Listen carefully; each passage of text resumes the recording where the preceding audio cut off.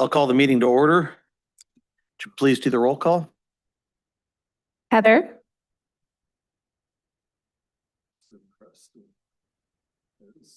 So comfortable. Here. Joshua. Here, can you hear me? Yes, thank you. Micah. Here. John. Chris. Here. Marita. Here. Sarah. Here. All right. Do we have any amendments to the agenda for today's meeting? Hearing none, do I have a motion to approve? Move. Second. All in favor? Aye. Aye.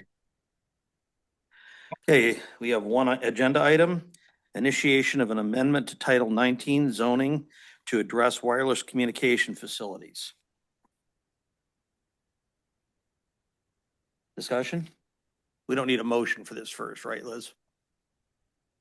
Well, I don't know if you wanted to take any public testimony, you could do that. And then after that's closed, then it would be good to have a motion. So then you can discuss Okay. it. Yep. All right. Do we have any public testimony? Please step to the microphone and state your name. Judy Omer. Mine is mostly for encouragement. When I was teaching at the Holistic Kinesiology Institute in Albuquerque, we would do workshops on, the body and how it works and everything. And we'd have doctors in there. And what I realized was we go to cardiologists for heart things and we go to, oncologists for this and that, but they don't always talk about what's in the whole body. So I would stop and say, is this too basic for you? And they'd say, no, we didn't get how everything connects. And so as we're going through this process with the ordinance and about the telecom towers and things related, I think about Petersburg and like we've got the harbor group and we've got the home housing group and we've got this and this. But I think in some ways this brings us all together with what affects the whole town. And what I'm hoping is that we can take that step back while we look into the details of all this and decide what we want for Petersburg. Because a lawyer in Haines who says, no, you can't have a distance of 1,500 feet or whatever, there are 1,500 feet setbacks in a lot of communities in the country, and those have withstood legal challenge. So I'm hoping we decide what we want for Petersburg instead of letting Tidal or Tlingit Haida decide what's going to happen in Petersburg, and then we have to work around that. So that's my encouragement to you, is to decide what we want for our town. That's all.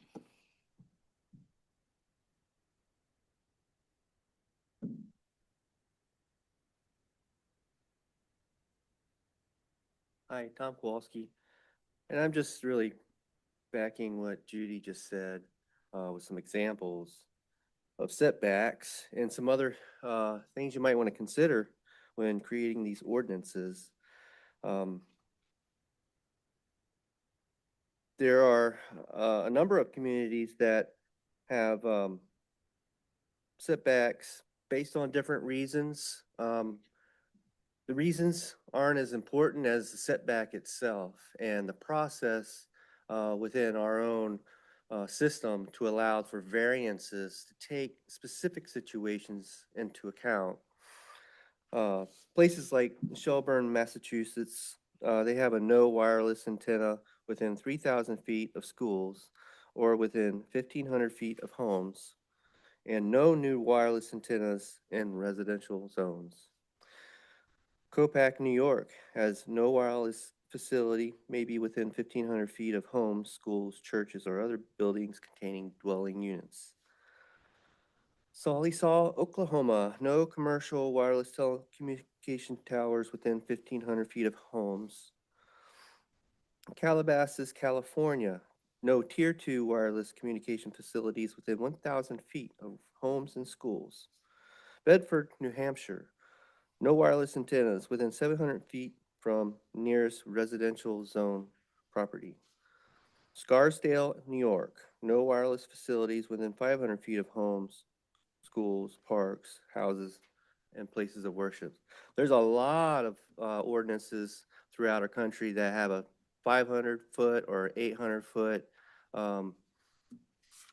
buffer in their ordinance. And I didn't pull those up. I felt like these were pretty important just to show the precedent.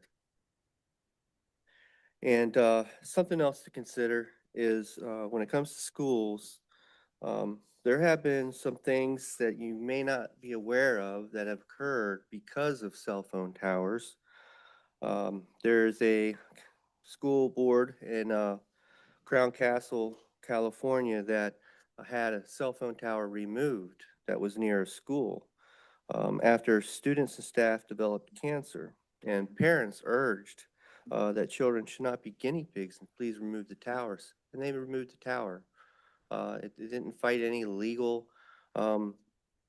hardships that got in the way and prevented that. It happened. It was an agreement between the school board, and the telecommunication company.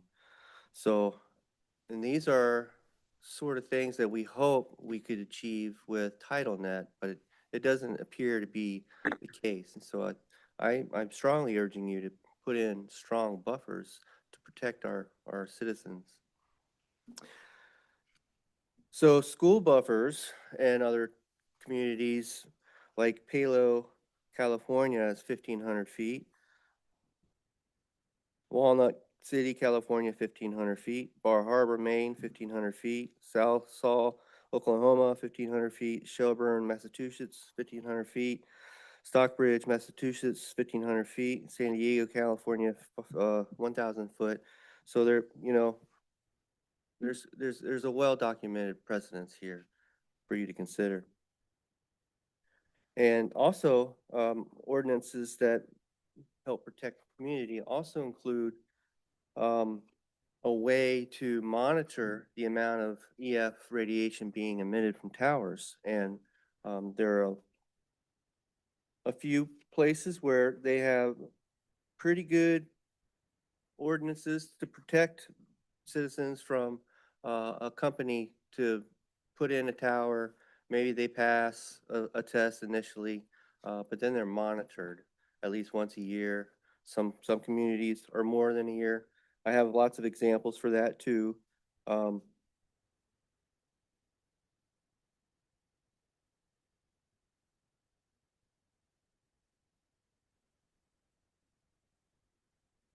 Sorry, excuse me. Dalton Gardens, Indiana has a 1,500-foot mailed notice. Excuse me, no, I'm on it wrong. I apologize.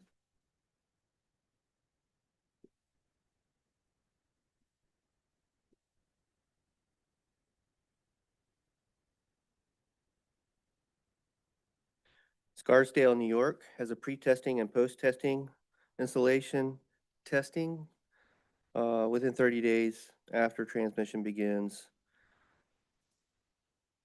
30 days before. Davis, California, pre-installation RF analysis conducted by state licensed registered RF engineered to determine maximum power density of proposed wireless facility at full build out. That's important, I think. I think we should know how much the signal can be cranked up. We deserve to know that. Pre-installation reports estimating cumulative electromagnetic radiation levels and levels surrounding the proposed installation site. That means not only the tower itself, but also the towers that may be nearby. The combination of those towers, that's an important aspect that we should consider. Fairfax, California, RF testing must be conducted 1 month post-construction and every year thereafter. Suisun City, California, telecom permittee must conduct post-installation RF emissions testings to demonstrate actual compliance with FCC radiation emissions guidelines. Copac, New York, pre-testing RF emissions and post-testing within 30 days after transmission begins to ensure compliance with FCC emissions limits. They actually have a balloon test requirement where they have to send a balloon up. Great Barrington, Massachusetts, a routine annual radio frequency radiation emission assessments to ensure continued compliance with FCC regulations. Dalton Gardens, Indiana, within 45 days of initial operation of the facility, the permit must submit written certification by a licensed professional engineer that radio frequency radiations emissions comply with limits, including cumulative impacts, other nearby facilities. That's another one where it's a combined powers situation. And then notification is also another requirement I think we should consider. I'm just going to list some places and some requirements in other places. Susan City, California, mailed pre-notification to all residents within 500 feet of proposed installation site. The town of North Hampstead, New York, mailed pre-notification to all residents within 300 feet of installation site. San Diego, California, it's a 300-foot mailing. And there's a list of them. I'm not gonna, Under, Right. the proposed code, it's a conditional use permit for any tower, which would require mailings to how much of a distance? 600 feet. okay. So, There are some other ones that require a much larger, for you to consider. There's a 1,500-foot mail out notice for Dalton Gardens, Indiana. There's a 1,000-foot notice requirement for Scarsdale, New York. 1,500-foot notice to residents within 1,500 foot of a tower in Calabasas, California. Little Silver, New Jersey, 500 foot. Anyway, well, that's all I have to share. Thank you so much for your time. thank you. Please state your name. How do you do? I'm Harvey Gilliland and I represent just myself. But before I make comments, I've got a couple of questions. Well, first of all, the Petersburg Indian Association does a lot of good around Petersburg, which, you know, we all appreciate. This communication system that's proposed, is that sponsored by the Bureau of Indian Affairs or the U.S. government some way? Liz? It's Tlingit Haida, the regional tribe, received a federal grant. Yes. Sorry, I'm not hearing you well. Oh, Tlingit Haida, which is the regional tribal organization, they received a federal grant to put these towers up and expand broadband. I see. Okay, well, and I have another question is that I wonder if there's been any survey made by the group insofar as the coverage that exists now with cellular communications and how would this new system impact private enterprise that provides those existing systems? Has there been a study about that, about the coverage of both? Liz, do you have any information on that? That's a question for title. I don't Yeah. have that. That would be a question for, they're going to do their webinar thing on Monday, I believe it is. 27th. Yeah, what is that? Yeah, Is that that- Monday or Tuesday? I can't remember now. Tuesday? Tuesday. Tuesday, Yeah. okay. I'm sorry? They're going to be doing a presentation webinar thing on Tuesday evening. I think, what is it, 5:30 to 7 or? Yeah. So, Okay. Well, there's, I think, fairly adequate cellular communications service available now with a cell site that is next to the Hammer and Weecon grocery store, one on Hungerford Hill, Lindenberg Mountain, and I think Crystal Mountain. They cover a wide area, and I really don't see the need for anything else.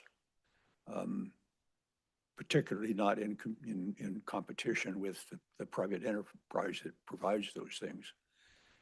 And then I think that the visual impact of these towers is going to be significant to people, residents and others that are nearby. And I have a several decade history of my career in electronic communications. I've worked a lot around satellite earth stations and microwave repeaters on mountaintops and VHF radios in lots of towns. And I'm well aware of the potential hazards from radio frequency signals. And I can understand concerns that people have about that. And so I really don't think that these towers should be put up, and I hope that the zoning regulations are not changed to permit them. So I guess that's all I have to say. Thank you. Thank you. I will attend that other meeting though, and seek answers to the questions I have, and probably make the same comments all over again. All right, thank you. Thank you. Hello, my name is Chad Carvey, and my wife and I have a little lot on Rose Lane in Papkees. And what was that? So a repeat of what I said a couple nights ago at City Council. My background, most of my life as a school principal, dealing with a lot of these cell tower issues around schools. We used to look at it as things that you put in, and then if it causes a problem, you take it out. But over the years, what most successful towns I've found have evolved to, which is the precautionary principle. The precautionary principle simply says, we don't put things in unless they're proven safe first. And there's enough question about it that I think most towns have a real problem with space. We don't have that. So we have no excuse. There are so many different options except outside of that, the area where everybody's living. We have so much space, so many options that we could put this, that there's really no excuse for holding on to that precautionary principle. We don't put things in place unless we know for sure that they're safe first. So just my 2 cents. Thanks so much. Thank you.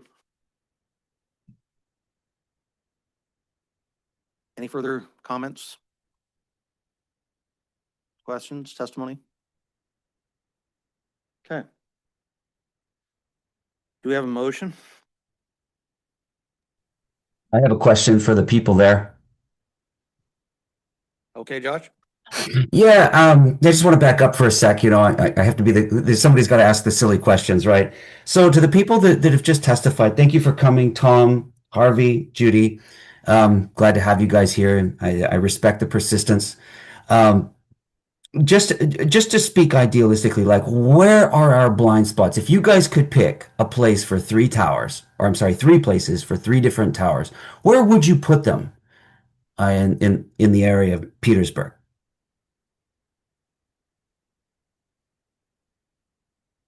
Yeah, hey, thanks, Joshua. State your name. This is Tom Kowalski. Yes, we've identified some alternative places for at least 2 of the towers. The one at Papkees, I think there's a notion of moving it over towards where the rifle range is. And we know that there was a process to get the rifle range property. And so therefore should be a process to be able to get a place to put a tower there. And then also the one on Mill site, Mill Road, that site could be moved further in the back of Mill Road, all the way in the back. It's all industrial, all the way to the back road, and that's all owned by the mill. And so, you know, that's a private property, so they could be approached potentially to negotiate the removal of that tower to the back of Mill Street, which would be adequately far enough from homes to safeguard from property decreases and also aesthetic issues that we stated. And then the one in town, that one I haven't looked into. Maybe somebody else can speak to that, or maybe we just need to research it and find an alternative location. Does that answer your question? When you say back road, you're talking behind the airport, right? That's right, yes. Okay. Yeah. Yeah. Thank you. Thank you, Tom. Okay. I'll move to approve. We still have, Oh, I'm sorry. Sorry, go ahead. My name is John Murgis, and I have ownership of the industrial property at Scow Bay. And that would also be an option that I'd be very happy to discuss with anyone for a tower location.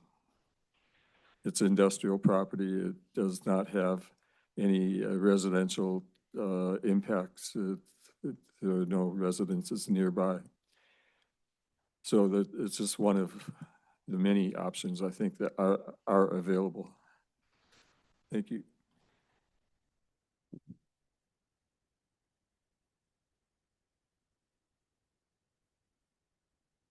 I would move for purposes of discussion to approve draft ordinance number 2026-XX. Just to clarify, you're just initiating a amendment to the zoning code. You're not actually approving this code. Yeah. Okay. Yes. second, Thank you.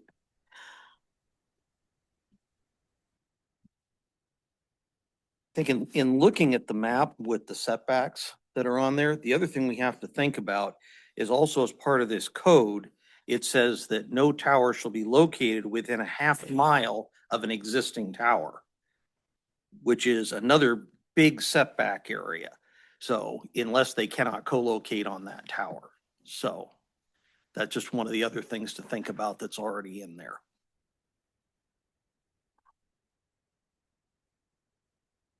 I had some thoughts for an additional section in the draft. One thing that the Sitka and Ketchikan ordinances discussed that ours does not discuss is maximum height, which I think could potentially do a lot of heavy lifting at preventing towers right next to homes. So I pulling the language specifically from Ketchikan,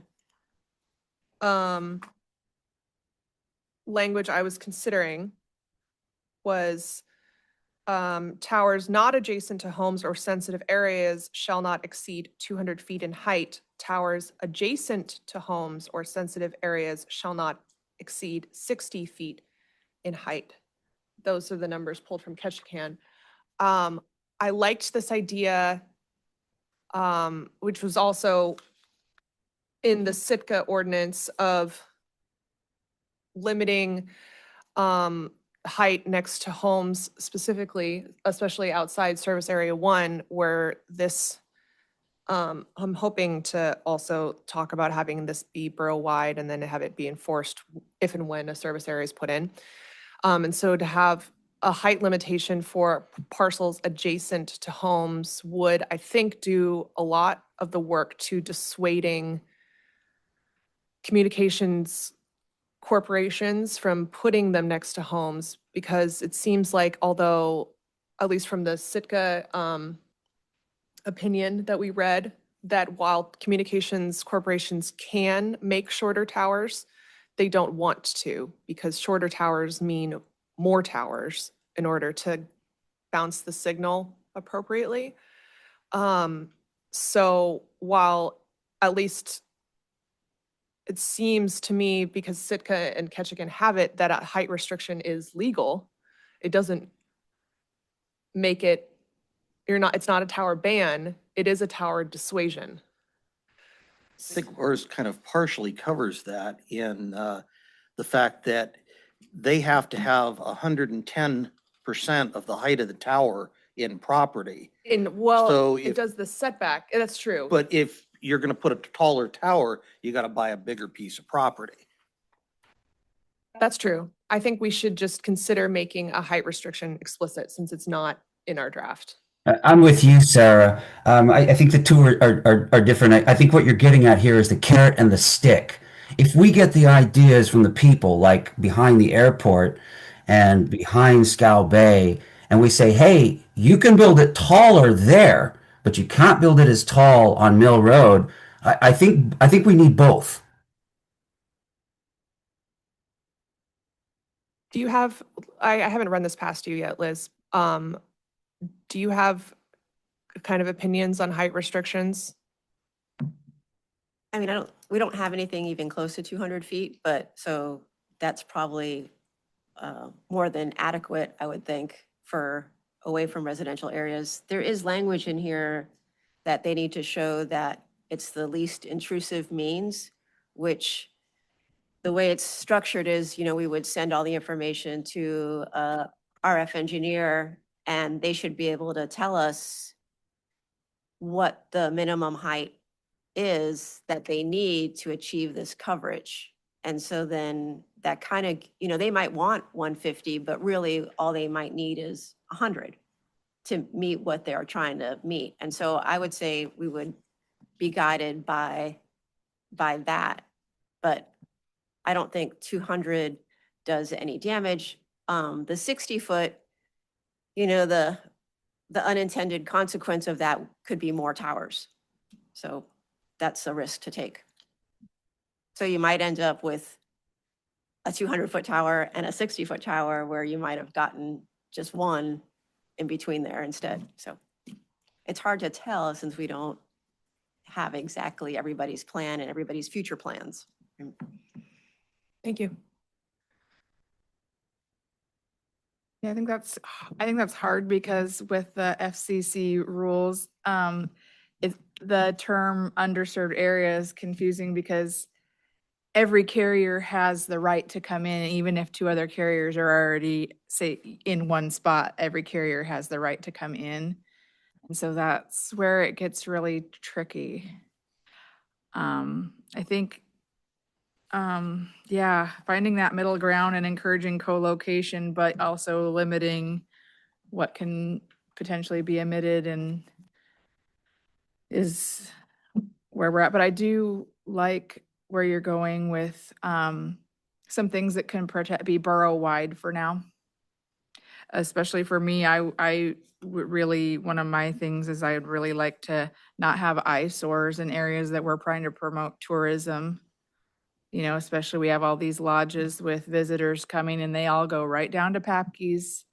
I live out there. I see the tour buses every single day in the summer bringing people out to Falls Creek and to see the deer and the lupins right along that stretch of road. And so now they're going to have a great big cell tower in their picture.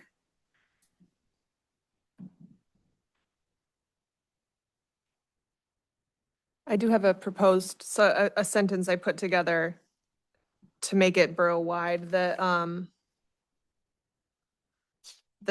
proposed removal of language would, I think, just be in the title. The ordinance as titled now is an ordinance amending Title 19 zoning to regulate wireless communication facilities, WCF, in Service Area 1 of the Petersburg Borough. I would propose that we remove Service Area 1 of the in the title. And then I guess I can do this in the form of a motion. I would move to amend to remove Service Area 1 of the from the title and add a new section titled Borough-wide with the language, ordinances regulating wireless communication facilities, WCF, shall apply throughout Petersburg Borough, whether within or without designated service areas.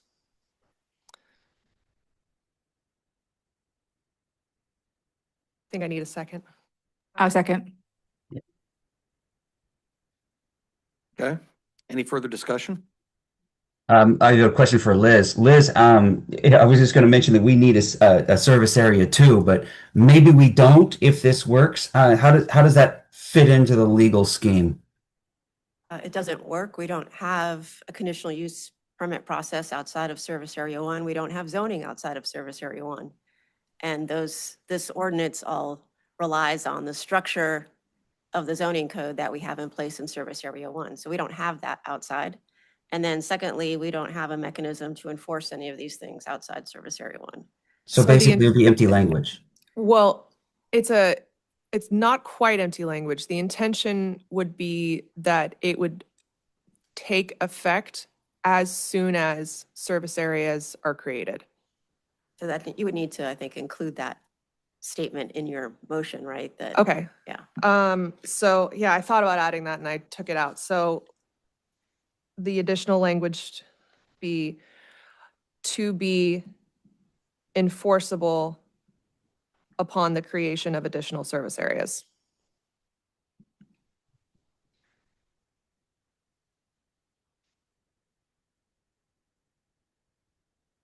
So that it would be kind of like a spring trap, There you so to go. speak.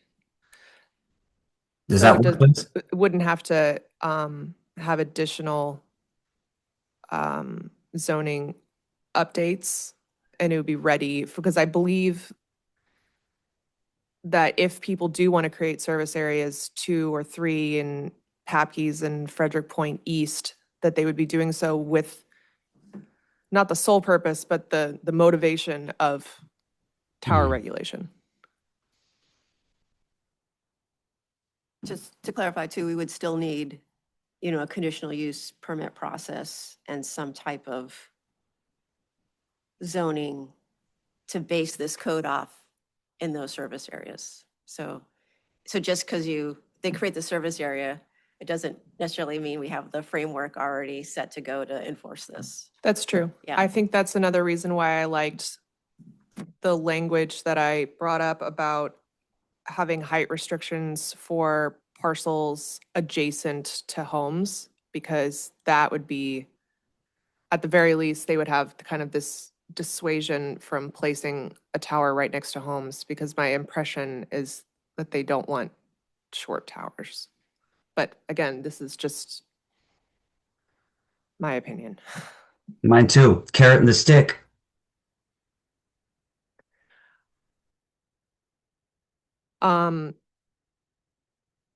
So I guess I would update my amendment to be ordinances regulating wireless communication facilities, WCF, shall apply throughout Petersburg Borough, whether within or without designated service areas, which shall be enforced upon the creation of any additional service areas. Ugh, I don't love that. But It's hard, you guys, it's hard to do it on the fly. well, it's, Yeah. you start seeing holes in your own language Yep. as you're speaking it. You guys see what I'm trying to do though, right? Yeah, we're glad to have an attorney on the commission. Well, yeah, just because I'm an attorney doesn't mean I'm a genius. Do you guys have input on this? I like where you're going. I'm just trying to also, I have 2 sets of wheels going as well. I feel like we get shot down a lot just because something hasn't been done before by somebody else.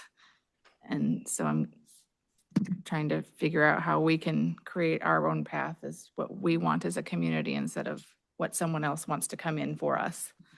I guess the reason I didn't originally include that last clause about enforceability is that it kind of speaks for itself. Once a service area is created, it's enforceable by default, was where my thought process was.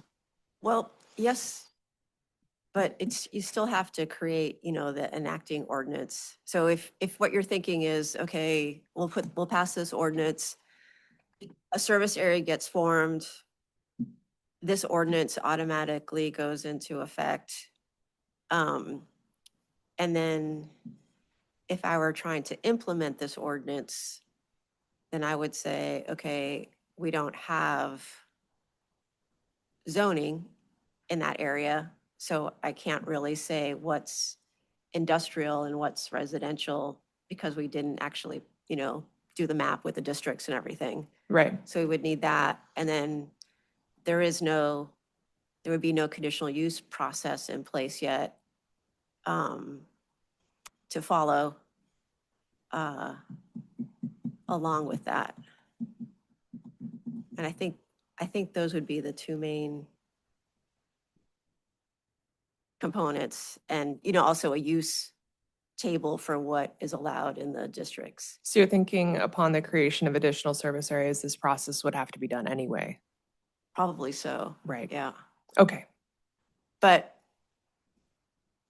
I'm just not, I guess my only question is, maybe the framework that gets formed does not fit with what we're doing here. So we're kind of putting the cart before the horse, because it might look different. Zoning might and probably will look very different outside service area 1 for those other areas. And then if it doesn't fit with what you previously adopted, then we're kind of starting all over again anyway. So I understand what you're trying to do. I just don't know that it's going to get you where you want to go right away, like immediately upon a service area being created. Thank you for your input. Yeah.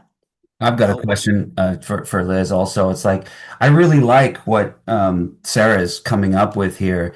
I mean, is there any harm to just throwing spaghetti at the wall? Forgive the the expression, but later on we could change according to circumstance, or is it something that just kind of becomes set in stone and that we later regret? Well, no, I mean, ordinances are supposed to be living documents that you can change, so we can certainly amend things. But if there's an expectation of people that the second a service area gets formed, we can enforce this ordinance, then that's a false expectation. That's not going to happen just like that. So that's the only harm, if there is a harm. I think one would hope that any of the cellular providers would see where we're going with this and try to better locate their towers even outside service area 1. There is other property that would probably suit the needs, but they would have to initiate some process to either trade or purchase property from a private individual who has a sizable piece of property out there that would work. So that's kind of my thoughts on it. Yeah, I agree. I like having that in there because it kind of helps people to be good neighbors, to know what our community's hope and expectation is, that we would like to keep, cellular infrastructure 1,500 feet from the nearest home, no matter where this home is, as kind of a guide at the very minimum. So Liz, I think I agree with you, Heather, about that. It's yeah. I mean, it seems like one way or another, even if it could get struck down in court, at the very least, it gives us a framework to work with. And if we can tell them, hey, you want to save yourself some lawyer fees, why don't you build it over there instead? Sorry, Heather, were you about to say something? I was going to say, as soon as another service area was created, I'm sorry to bring us back to that, but wouldn't that just automatically then start the whole process of zoning? Liz is shaking her head no. Okay. It doesn't automatically start it, no. Yeah. Okay. Thank you.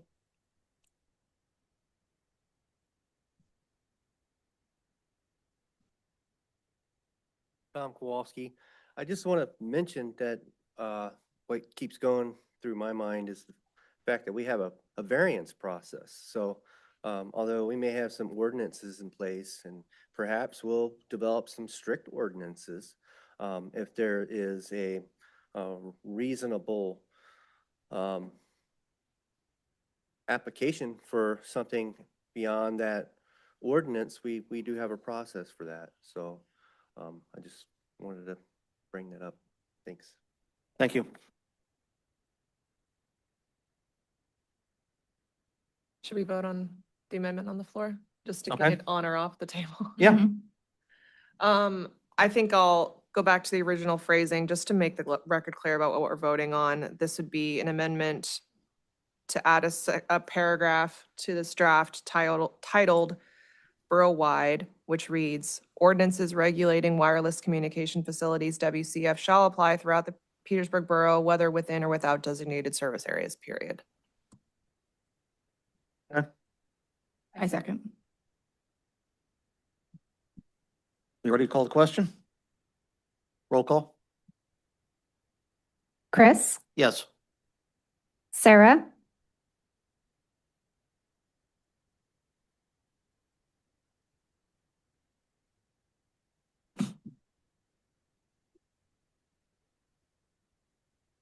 No.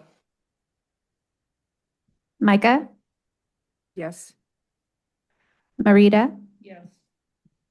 Joshua, Yes. Heather, Yes. Okay. We had another proposed amendment. Liz, who proposed this one? Just, Oh, someone stopped by my office and mentioned this, and so okay, I told them that I would put it together some language to include it, just to make sure that we have something in there about radio frequency interference. okay. It says federal compliance is a condition of permit. All PWSF/WCF shall be operated in strict accordance with the rules and regulations of the Federal Communications Commission regarding radio frequency interference. Continued compliance with the FCC interference standards is a material condition of the borough's conditional use permit and/or building permit. I think that because it states that it's the FCC's rules, I think we're in reasonable legal standing with that one. So I think it's a good idea. Yeah, and Mr. Chairman, there's actually, I'm not an expert, but I've tried to become an expert in the last month. With the FCC, they actually have pretty specific rules on when there is interference, and there's timelines on when they actually have to address those and who pays for them. And primarily, we're looking at or concerned about when they're interfering with emergency or E911 or any kind of emergency frequencies. So there's actually a mechanism to contact FCC. I didn't write all of that out, but certainly we can make people in EMS aware of if there's any issues, like who to contact and how to get that ball rolling to make sure that that is addressed. There's also similar rules on if it interferes with private residents with their wireless or their TV or anything like that, that the carrier has to, within the first year, pay for addressing those interferences. So there's a process for that too. Thank you. I would move to amend the draft proposal to add this language. Second. Any further discussion? Would this be to just add number 4 or all 4 of these? It's just number 4. Just number 4. I think the first 3 The are already others in there. Are in there. Okay, the cumulative RF emissions. Mhm. Okay, thank you.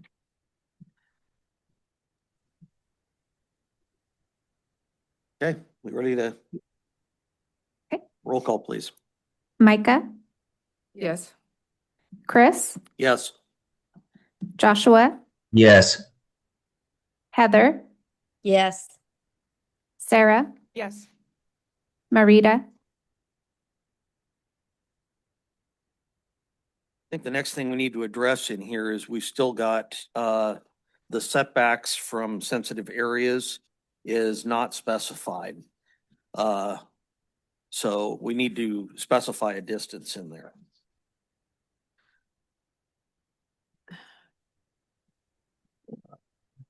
Trying to think of which page that's on. Yeah, at the back. Yeah, page 4. Yeah, but I'm looking for the distance here. It- 1-to-1 here it is right here. This is in page 4, yeah. Section 6.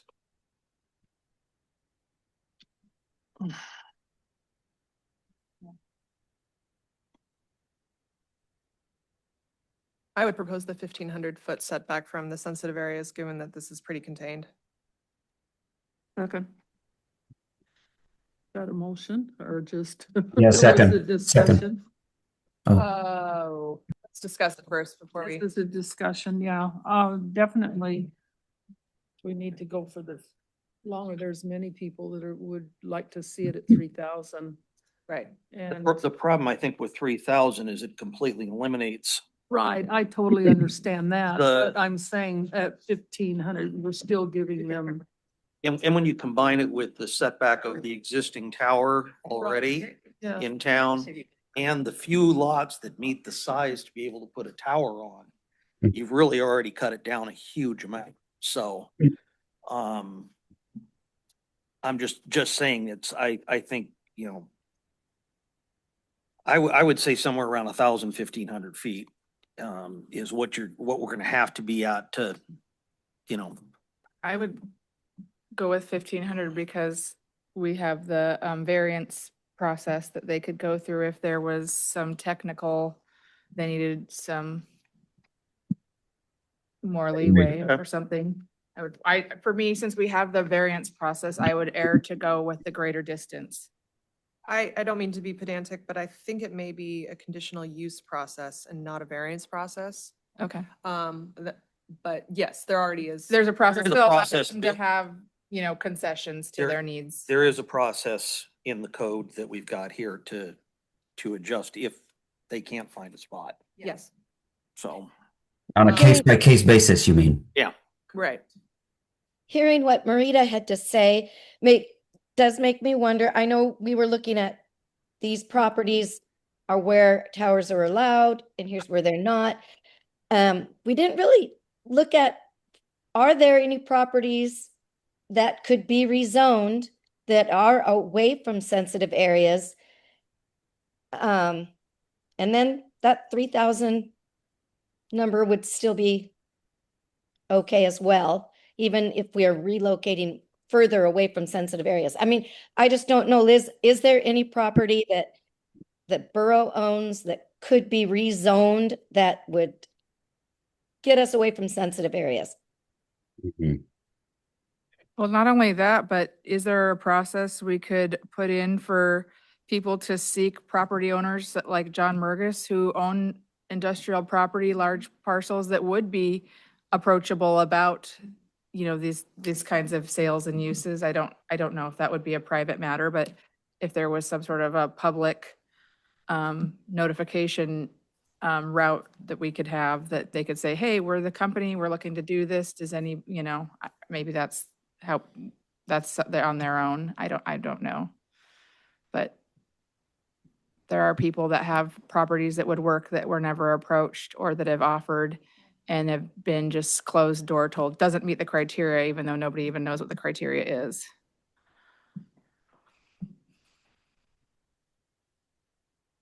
Do you want me to answer any of those questions? yes, Liz, go ahead. As far as rezoning, you would have to rezone, either create a whole new zoning district just for towers, you could do that. Or you could rezone existing borough property into industrial or commercial 1. So, because that's where we allow it under the code. So those are the options. Certainly, just like ordinances, zoning is supposed to be an evolving, moving, living aspect of the land use plan. So if there's a need for a new type of district or something emerging need in the community that we need to set aside land for, then that's an appropriate reason to rezone. As far as working with the tower folks, I've only worked with a couple of them, and my understanding is that they have a site, perimeter, that they have determined meets their needs to fill a gap, and they actually, on their own, contact every property owner that is within the correct zoning within that area that of interest for them. So I know that people in town have been contacted, as long as it meets their criteria for what Okay. they want to accomplish. So that's, or they work with a realtor. And Yeah, that- sometimes it's both. Yeah, Yeah. that was going to be my, Yeah, okay. But a thank lot you. of times they're actually sending letters and making phone calls directly to property owners. Okay, so- yeah, that makes sense. My hope is that at their presentation, they will show us, here is where these gaps are, here is our parameter. I mean, and then we would know why a different property would or would not fit their bill. I mean, like, that's such a mystery. Their criteria. Gaps are, yeah. Make, Mhm. I think we should make a decision on the setback distance from sensitive areas or vote on it. Yeah, and I just had a question too. Can you provide some clarity on the rationale behind your decision for the setback size? Well, my personal rationale was listening to testimony of the community members and hearing different setbacks from schools that are in place nationwide. And so I'm basing that decision 1,500 feet based on community preference and the existence of 1,500-foot setbacks from sensitive areas elsewhere in the nation. I feel the same. And also there is a process for conditional use. You know, if somebody's needs don't quite fit into that parameter, we have a way to see how we can make compromises and work things out. I agree with Mike. Agreed. Vince, I have another question for you. Just as, I hadn't even considered the possibility of creating a whole new zone just for towers. How tricky would that be? And what are the pitfalls that you foresee in creating a whole new zone just for towers? Liz? It takes a lot of time, you know, It took a long time just to get our marine industrial zone put together. that was probably a year. Yeah. And that was And we pretty actually, simple. and that actually was really easy because we knew exactly what we were talking about, right? Right. And what we wanted. So It at sounds least really a tricky. year. But probably more, like a couple years to do that. Not impossible, but this would be slower than what we're doing now, which is already not fast. It's not, it's not Right. fast. No. I guess I would move to amend section 6. Yes. I would move to amend section 6, subsection 2 to read as distance equal to 15. Oh, I think that's the language. Okay. Yeah, the language would need to be So, changed in there somewhere. I would move to amend section 6, subsection 2, sensitive area setbacks to read, the tower base must be set back a distance of 1,500 feet from any school, assisted living facility, or childcare facility.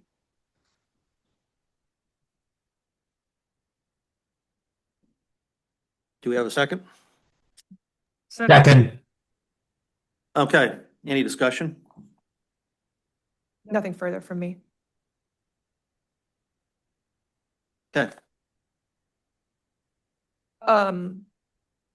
Did you want to? Okay, I just wanted to, This is Bob Martin. yeah, this is Bob Martin, just an observer here, but it would be nice if sensitive area was maybe defined in a way that we can try to reconcile that with the Telecommunications Act, like why is assisted living a sensitive area? And is that list exhaustive or is that just suggestive?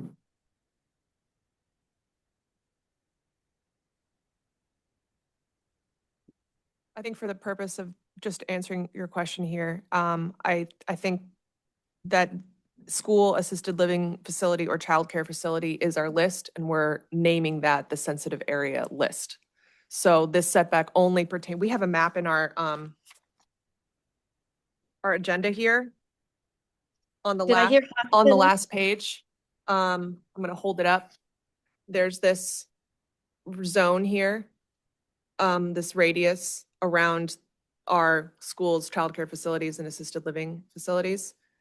And just because those are known quantities to us, and so this would be the zone we're discussing, is this literal area here. Within the map, I see the hospital, but do we want to add the words hospital? The words hospice? Hospital. Hospital. Oh, okay. I'm I sorry. thought I heard hospital first time and then it was like, yeah. I think if you made that an amendment, we would vote on it. I'd like to amend to add the word hospital under the sensitive area descriptions.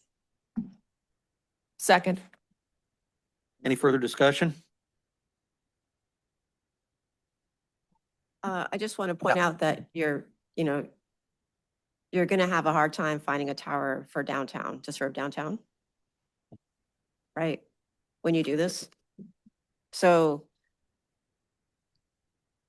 my only concern is when you have something like this, and you can point to all the communities around the country, but we don't know what their lot sizes are like. You know, if you're looking at Calabasas, California, those are giant estates. You know, that's what the property sizes are like that. So I don't know that you can just look at a community down south and say, oh, they have 1,500 feet, and that's going to work here where we have 5,000 square foot lot sizes in some cases. So I'm only concerned about the unintended consequences of tightening restrictions somewhere, and then what we're going to have to do when it comes down to having to find a place for a tower. And my ultimate concern is that we have to start opening up other districts like residential, because we don't provide enough options the way it is right now. And that's what I really am very, very concerned about happening. And I don't want to see happen. Like, we're kind of right on the edge right now, and why it's worked and why we don't have towers in residential is because we've been able to find places, and not everybody loves those places. I get that, but it's our only safety valve for keeping towers out of residential. So that is my one cautionary note to all of you about where Well- we're headed with this is what I want to say. Are residential zones the only alternatives? I mean, we have the recreation zones and stuff that we could, We have one area of recreation, right? Is that going to reach downtown? It's 3,000 feet away.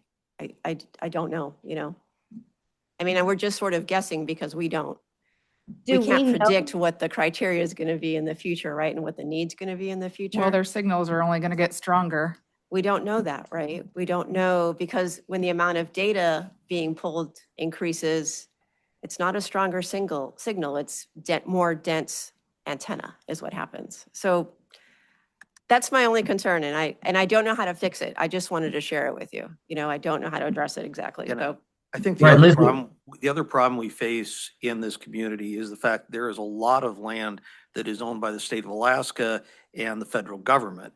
And so that's off the table to be able to be used. It may look like we've got lots of land around, we can go put it here or there, but a lot of that land's off the table because it's not land that's privately owned, whereas down south, there's lots of land that's privately owned. So, I know people that have been able to acquire state land just simply by approaching the state. Sorry to interrupt. I think we should vote on the hospital amendment and then perhaps discuss a different foot setback, but we should vote on including the word hospital, I think. okay. So we want to just do that as a call out, or do we want to do a roll call? I think it's already on the table and already seconded. Okay. So all in favor? Aye. Aye. Okay, so we add the word hospital to that one.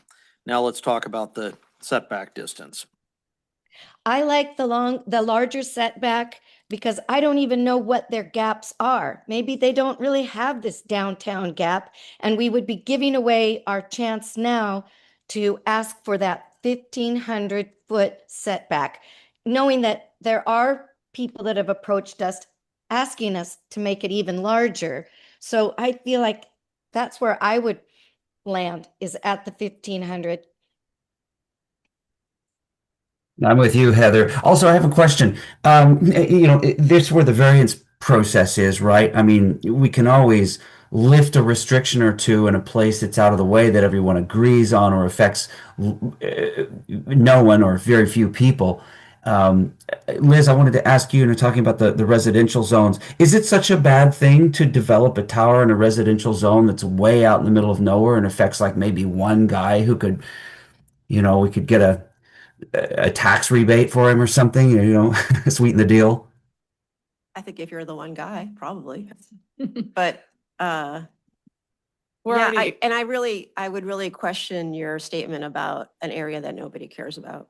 I have yet to find that place. I think we're already having trouble in places that are zoned industrial but have neighborhoods and houses there.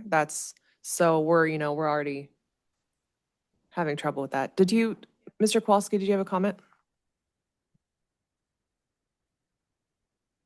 Yeah, Tom Kowalski. I just wanted to remind everybody that, the reason we're all here today is because of what happened on Mill Road and what's going to happen at Papke's. Because we didn't have a regulatory roadblock for this corporation to put their tower up. And for all the reasons that we've been stating during the assembly meetings and planning commission meetings.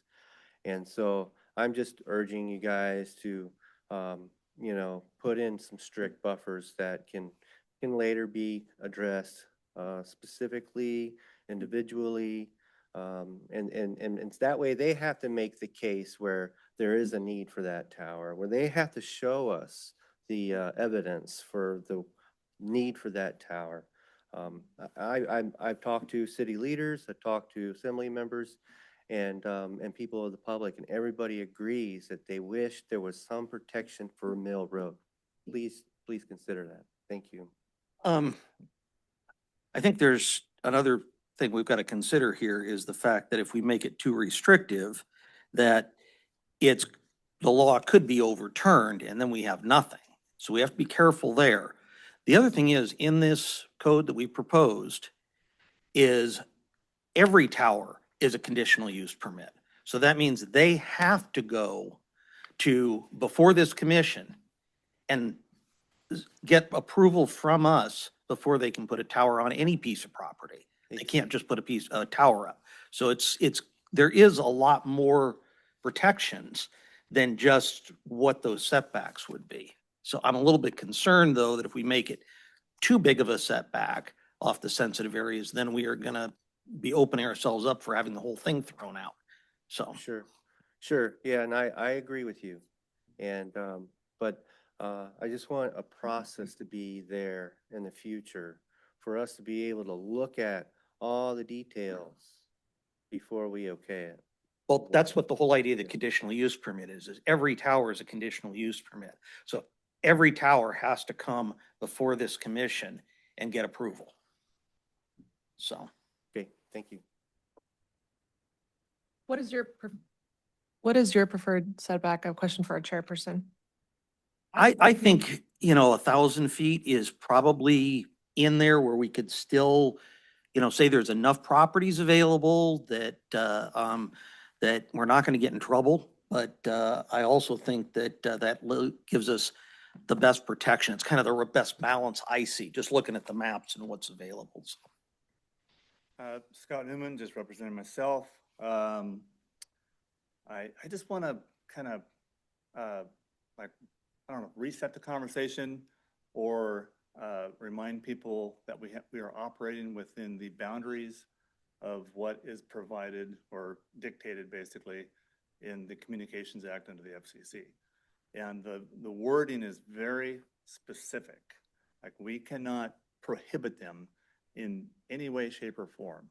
The only thing we can do is restrict them. But like you just said, if we restrict them too much, then for one, if we deny a permit based on a too restrictive application, then we have to document that in substantial record. And then the next step is they take it to court. and then a court decides it. So we can't prohibit. We can only restrict to the extent that we're trying to navigate them to an acceptable solution. Now, that acceptable solution very well may not be what everybody wants, but our hands are essentially tied in this situation. And like the world that we live in, everything comes down to legal. And that's what would happen. So the intent of this ordinance is to be able to direct these people in the least intrusive option that is, for the benefit of the community. So the more restrictive you make it, the more likely we're going to end up in court. Yeah. So, thank you. Thank you.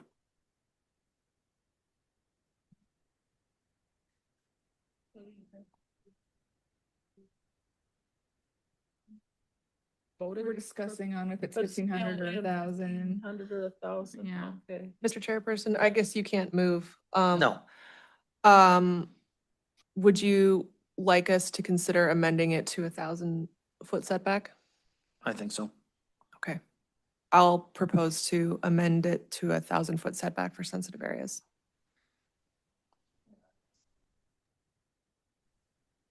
Did you second, Marita? Yes, I Okay. did. Any further discussion? I still like to see 1,500. Me too. Let's see whether or not it passes. Okay. Joshua, No. Micah,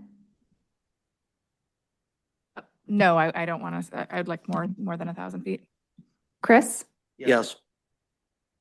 Heather, No, Sarah, Yes. Marita,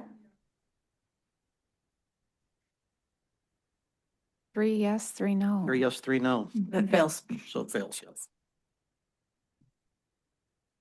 So I think, sorry, Should we have some further discussion then? or we could just vote on the 1,500 and see what happens there. I'd like to make a motion to amend it to read 1,500 feet as a setback for sensitive areas already discussed. I Second. think respectfully, we don't need that. That motion's already on the table. The original motion is 15. So if we vote on the original motion, we'll get what you've outlined.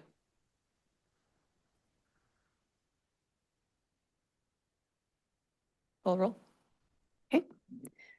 Heather, Yes. Joshua, Yes. Micah, Chris, No.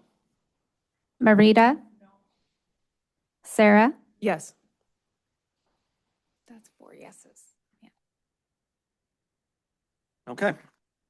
I had one question, just a housekeeping really, for page 2, with the whereases. The 5th whereas standalone structures by their height and nature present a zone risk to residents and public infrastructure, necessitating a setback equal to 100% of the tower height from residential parcels and public roads. Should be 110. Great. Yep. I would move to amend that to read 110%. I swear I edited that twice for some reason. That was a good catch, because I was wondering like, okay, we have 110, yeah, okay. Thank you for catching it. You're welcome. Second. Yes. It's just a typo. That's just a housekeeping. It's, Yeah. we don't need to make a motion on that. Oh, Do we? Well, you can if you want to. I mean, I It's- got it. cool. Yeah. Okay. Okay, great. All right. Any other amendments to this?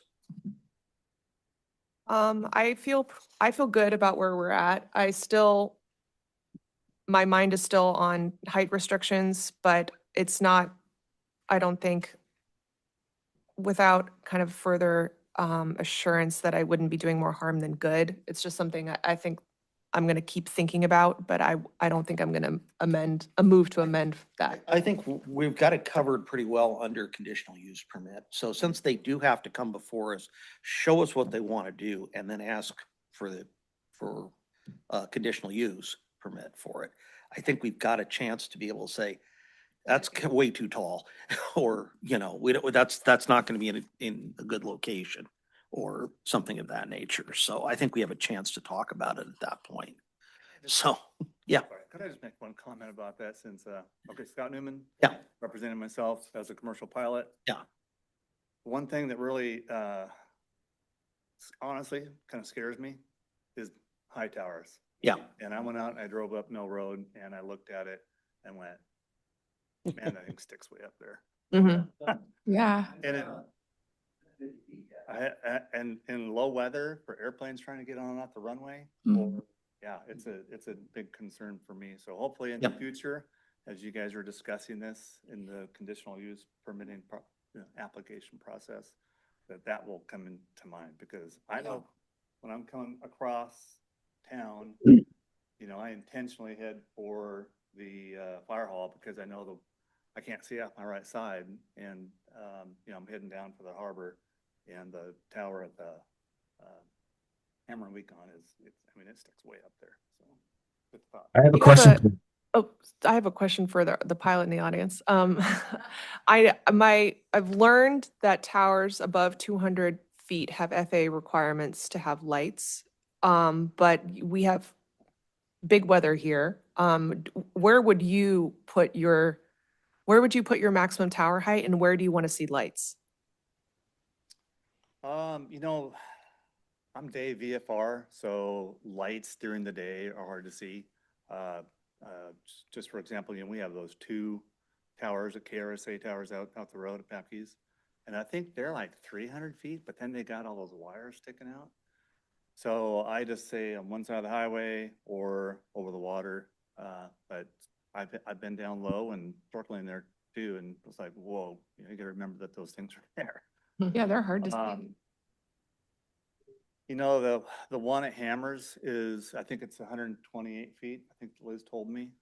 But the elevation there, the altitude elevation is, I think it's higher than the runway. The runway is like 110. So if I'm guessing it's like 130 feet, let's say, plus another 128 feet. So that's 258 feet. And if I go by flying there at like 300 feet, then, you know, there's not a whole lot of vertical separation. The one at Mill Road is a real concern because it's on the departure end and approach end for 05, as, you know, like an amphib would be taken off, staying low level, heading for Scale Bay. So that's gonna have to be on people's radar, so to speak. Do we know if they're required to have a light on that one, or? Yeah, Well- lights I don't think are gonna make a huge difference. Because it's daytime, yeah, you're right. Yeah, the flights are all during the day, commercial, aren't they? So your kind of assessment is really based on particular tower site location is, Yeah. yeah. Yeah, how do you feel about Consult a behind? pilot during our conditional use process. Well, right, yeah, because that would be, I mean, there's a definite hazard. It's a big hazard. And I have a question. Sure. How do you feel about the placement behind the airport that was proposed early on in this conversation? Well, that side of the runway, the traffic is all on the north side of the runway. So it's the traffic pattern is on this side of the runway for both ends. So if it was on the other end, it would be a huge issue. So the south side of the runway would be actually a lot better than where it is on Mill Road. Yeah, especially But further up Mill Road wouldn't be any better. especially at it's Mm. actually getting up towards the top of Mill Road, which is, you know, the higher it is, the worse it is. Mm. But yeah, the towers are hard to see. So it's an issue. I don't know. Liz and I talked about some public use land out by Sandy Beach, but that's there again, it's on the approach and departure end of the runway. So it's, yeah, but anyway, I don't want to see a bunch of towers go up because now I'm just going to start flying over the water to try to avoid these things. You know, if they put one up at the fire hall, then I'm just going to put it on my left side. But yeah, What about Scow Bay?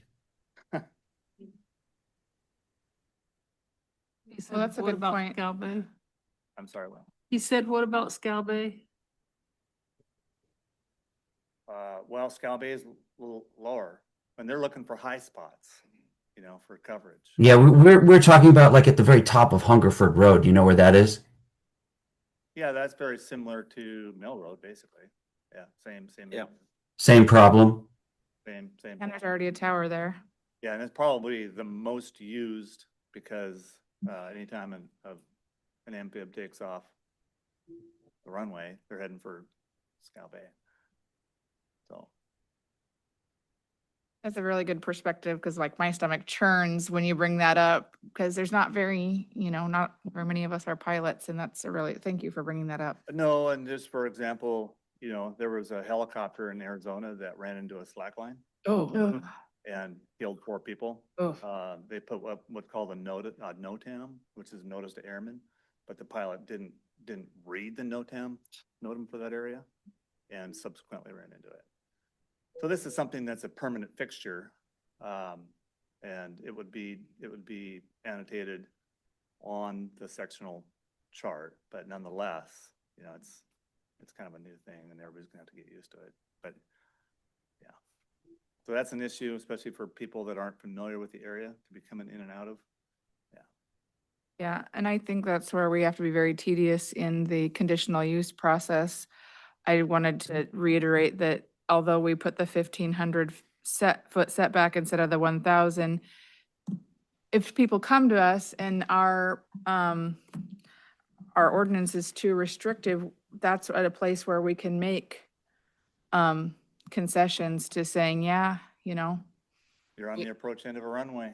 yeah, That's or if they're saying we have the right to come in and put up a tower and you guys are too restrictive, we also can say, well, we have this process and let's work together to make it work. Yeah, or it could be an argument point, you know, if you denied a permit, that would be a substantial amount of information for that substantive record that you would have to provide, you know, if it ended up going that direction.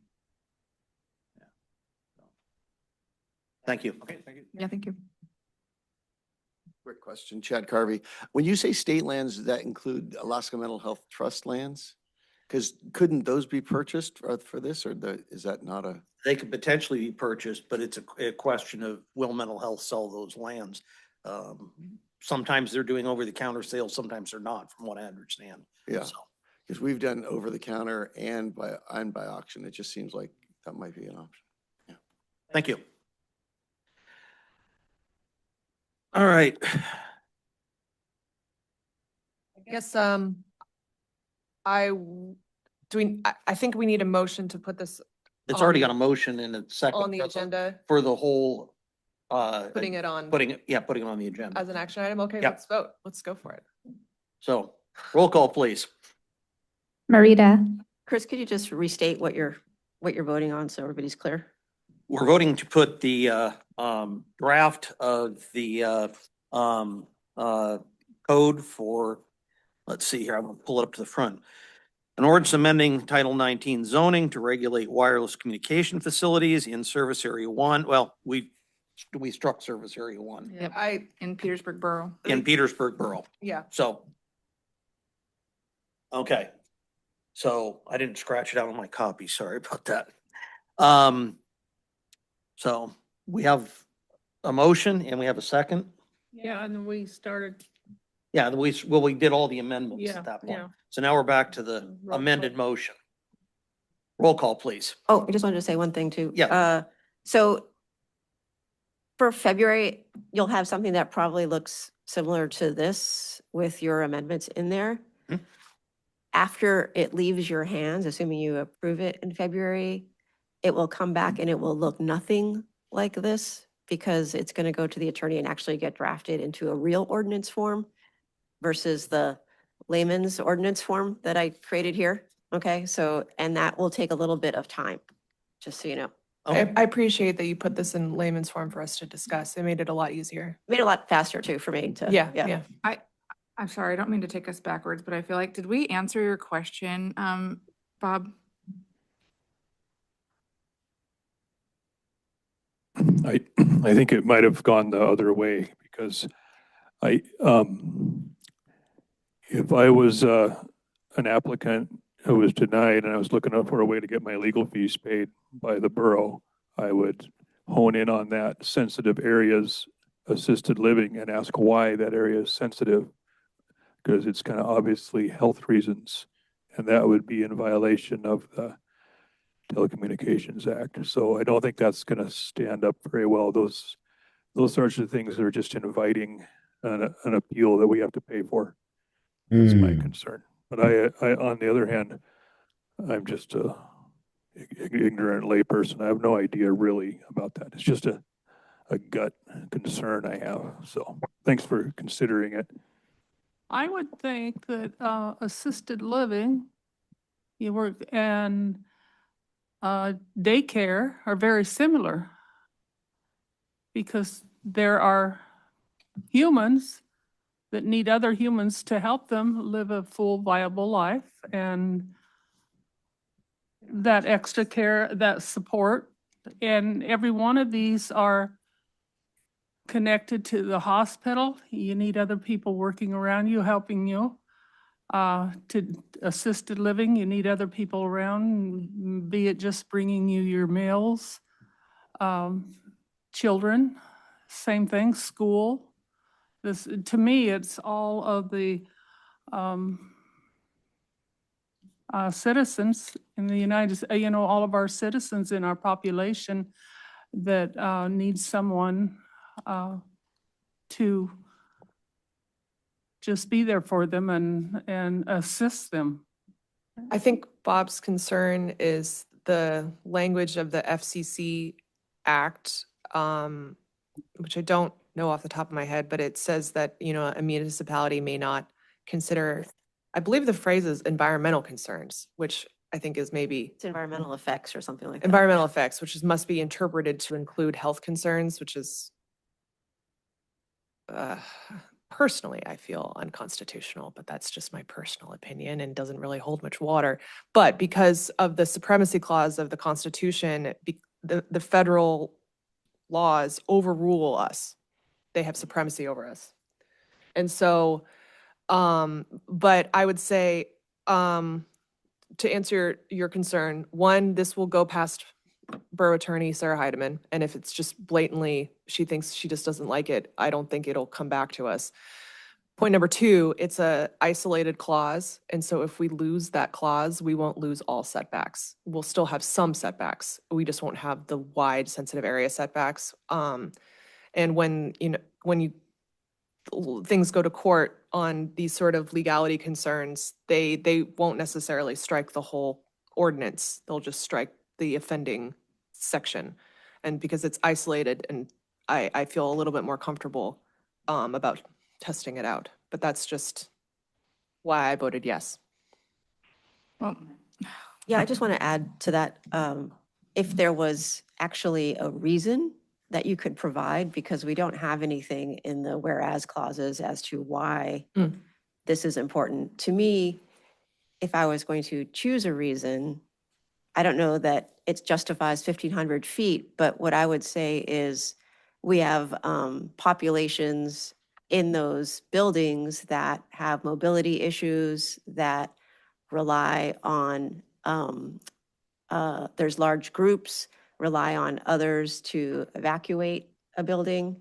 Again, I don't know if that gets us to 1,500 feet, but I can justify, why you would want to do something specific for those populations, because they're, baby can't get up and leave a building, somebody has to come and help. The same thing with assisted living, people need assistance. It's going to take time to get everybody out of those facilities if something unfortunate were to happen.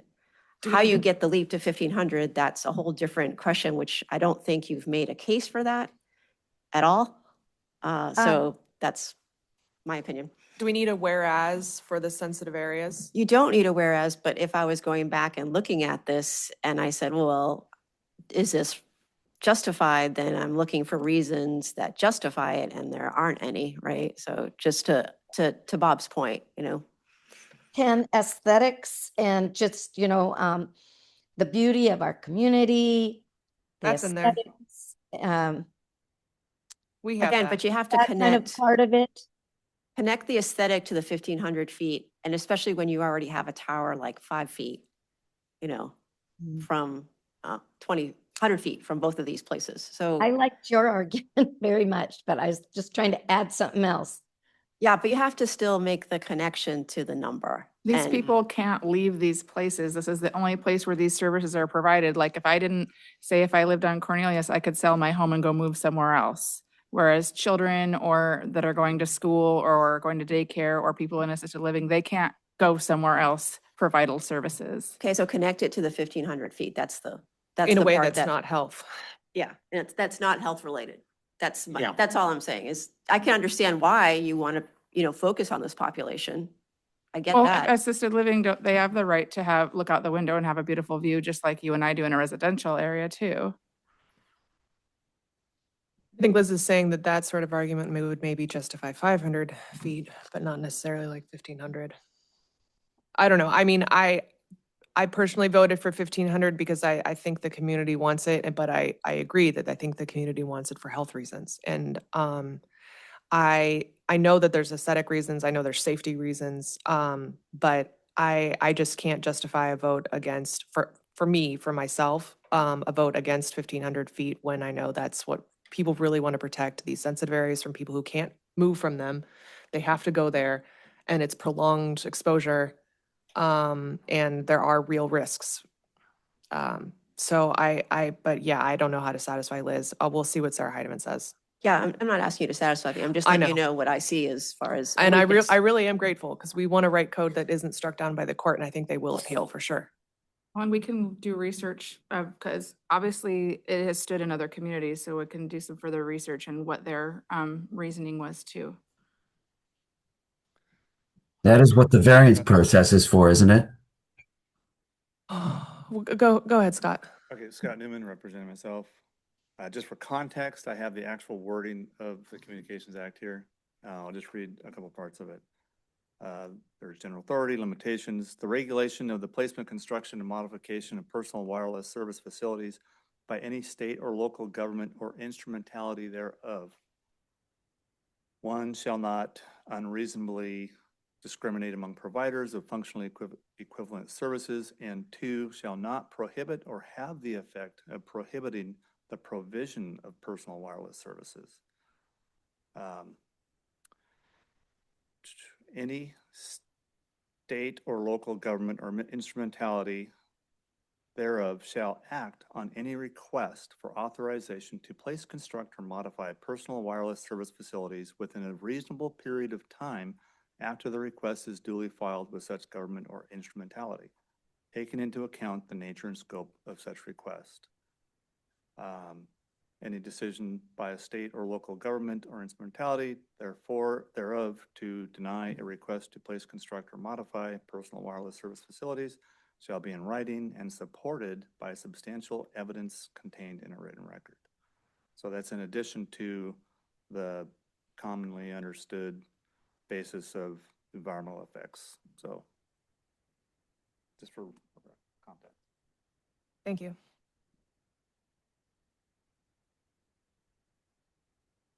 All right, any further comments? Seems like we go back in time with a lot of, Judy Omer, speaking for myself. We go back in a time machine to 30 years ago when a lot of this wasn't even really known about. And the FCC had a huge lawsuit several years ago and was court ordered to update their guidelines. And I've offered to bring that in, and there hasn't been a lot of interest in anybody looking at that. There's another huger lawsuit about them not updating their guidelines, and that's an even bigger one. And they're just called for looking at the health situation and what the EMFs and the RFs do to people, because there's a lot of data that says that it is harmful. And so I think the FCC is going to be changing some of their rules at some point. I understand that we go back because that's what we're given right now even though there's been all this other court action against doing that. But I guess I don't want to lock Petersburg into something that takes us back 30 years if we can do something that delays and gets more of the newer information into the decision-making process. Well, So, I think section 7 deals with some of that. Line 1 in section 7 says that whatever the FCC rules are for RF, they have to follow. okay, well, I'd like to be up to date. So,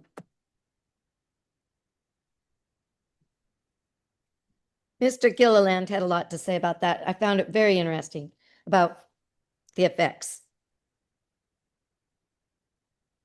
Yeah, and you're right. You know, what is in law today is in law today, and that is the law that we must follow.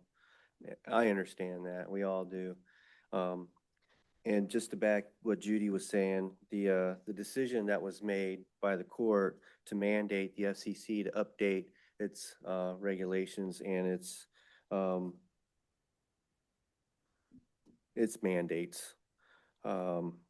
It's all about health aspects because the health aspects are void in the entire FCC 1996 Act. So, I mean, I can read it to you. It's in the decision, and it's part 3, and it's a repetitive statement for a lot of the mandates that were provided. For reasons given above, we grant the petitions in part and remand to the commission to provide a reasoned explanation for its determination that its guidelines adequately protect against harmful effects of exposure to radio frequency radiation unrelated to cancer. It must in particular, 1, provide a reasoned explanation for its decision to retain its testing procedures for determining whether cell phones and other portable electronic devices comply with its guidelines. And it goes on and it follows that same path to a lot of different things, not just RF radiation. The health effects of all of the devices that we are using today that are now in use since that FCC Act was enacted. So yeah, you know, we might come up with something that's a little bit short of what we want now. And we might have to come back and readdress this in a future date, but it's coming. It will happen. It would be in our benefit to put some strict guidelines in there and just start with that and see where it lands, like, you know, like a lot of towns have done. So anyway, thank you for your time. thank you. Any further comments, discussion? I think we're ready to send it to the lawyers, so. Roll call, please. Marita. Sarah, Yes. Micah, Chris, Yes. Joshua, Yes. Heather, Yes.